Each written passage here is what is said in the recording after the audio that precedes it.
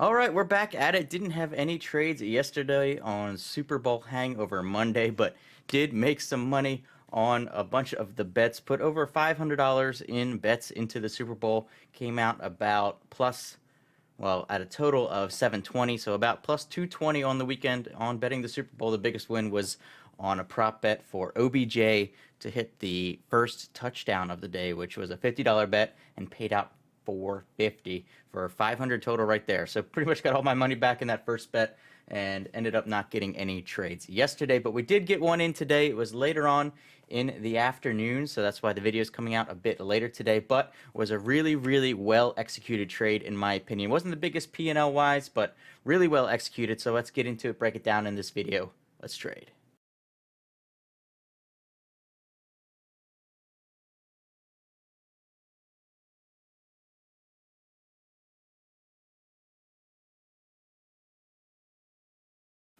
All right, so today's trade was on CO. You can see it screaming on the intensity scanner into the 50s right below my head here on the intensity stock watch scanner.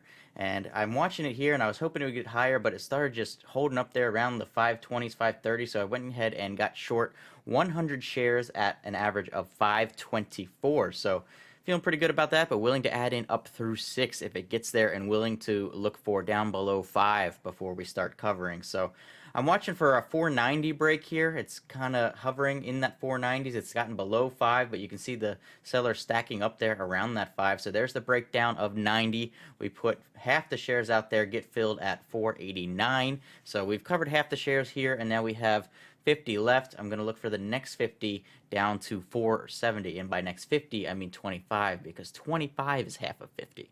So I'm looking for 470. We put the order out there, and that 470 is, you can see, pretty much right at the top of that initial candle before it got halted earlier on in the day. So we're sitting here at 470 with another half of our shares.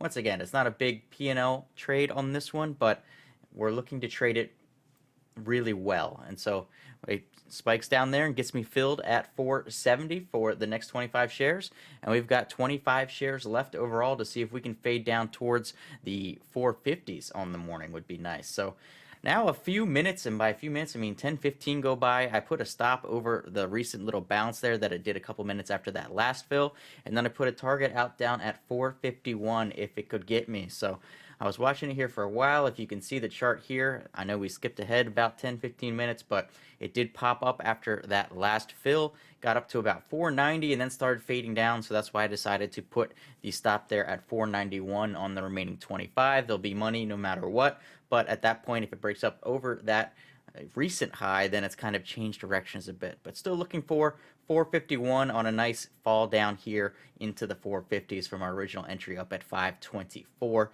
Trying to get filled here. It's kind of holding up at 453, but just going to stand firm at where I wanted it and wait and see what happens.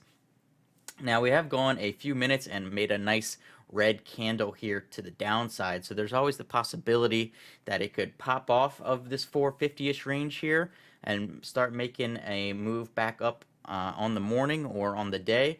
So I'm looking at it, I'm like, yeah, it could do that. Hopefully I'll get filled, but just in case it decides to do that, I might need to start thinking about moving my stop down a bit. So I moved my stop down here just to basically where I covered the last order, and I go ahead and change that, and if it pops up there, no big deal. I've made more guaranteed money, and if it gets down and fills me, great, I've made a really good trade. So win-win situation here on CO, and it's just kind of hanging out, but it does then get down there and fill me at 451 to come out plus 50 bucks on the trade. So, you know, P&L wise, like I said, not a whole lot there, but look at this chart. This chart is one of my best charts I've had, one of the best trades I've had in quite some time. So very happy with that trade today. You know, not big money, but happy with how I traded it. That's what I want to be seeing on the trades going forward. It was kind of a slower day overall. I don't know if people are still hungover from the Super Bowl or what, but a little bit of a slower day overall. I'll take it. We'll move on. Hopefully you guys enjoyed the video. If you did, please hit like and subscribe.